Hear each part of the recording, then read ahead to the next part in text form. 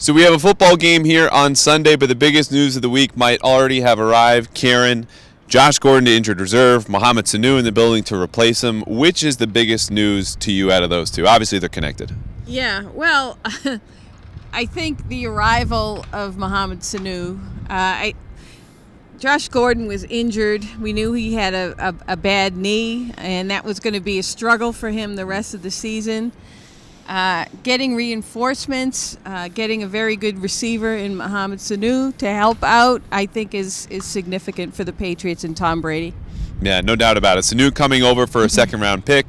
The next day, Gordon goes on IR, and it's a little bit questionable because of all the reports that have come out that he's not going to return to the team, and it sounds like they're just not ready for him to play football, where he disagrees and thinks he could play right away. So they must feel pretty strongly, as you reported, that it's just he's not in the right shape and shouldn't be anytime soon. Yeah, well, he's overweight. I mean, the knee is bad. He just can't separate and do what he's accustomed to.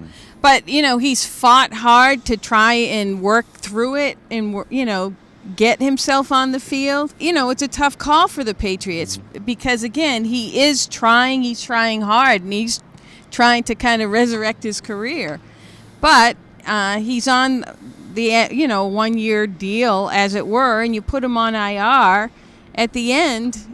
Is he coming back or not? Well, in the meantime, Sanu should help the Patriots as soon as Sunday. I asked Bill Belichick on Wednesday, with your experience working Gordon into the offense about 13 months ago, and then more recently Antonio Brown, is it easier now to have a third guy midseason acquired to work him in? And he said, listen, it's really going to be week to week. They're focused on the Browns right now, so they'll say, here's our plan, and they'll try to work him in, and then do the same thing next week against the Ravens. It's not so much the whole offense they're trying to work him into. It's just this week's game plan. Yeah, and I'm pretty sure that's kind of what they did with Gordon when he arrived.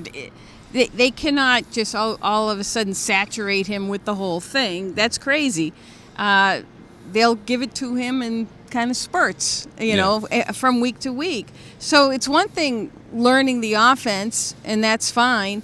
But the other thing is kind of getting that connection and that chemistry going with Brady. Right. So it's kind of a two-pronged attack, or two things that Mohamed Sanu has to do: learning the offense and clicking with Brady. First things first, we'll see after a few days what he looks like against Cleveland.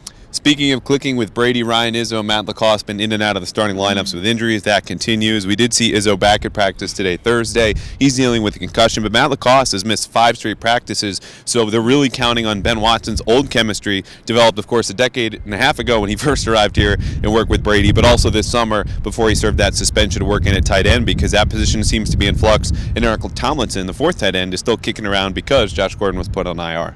Right. Well, I mean, it's funny. Ben Watson, the very, very first pass Brady threw to him last week, clinked right off his face mask. But then things got much better between the two. Watson wound up catching 3 passes, and they actually looked pretty good. He helped out pass blocking. So I think Watson is good. We'll see who the second tight end winds up being in the game. And we'll see that on Sunday. Patriots-Browns will kick off here at Gillette Stadium, 4:25. I think we're kind of decrescendoing here into Sunday, which then should pick right back up. Browns call the most talented offense the Patriots have seen to date, but we won't know until this weekend.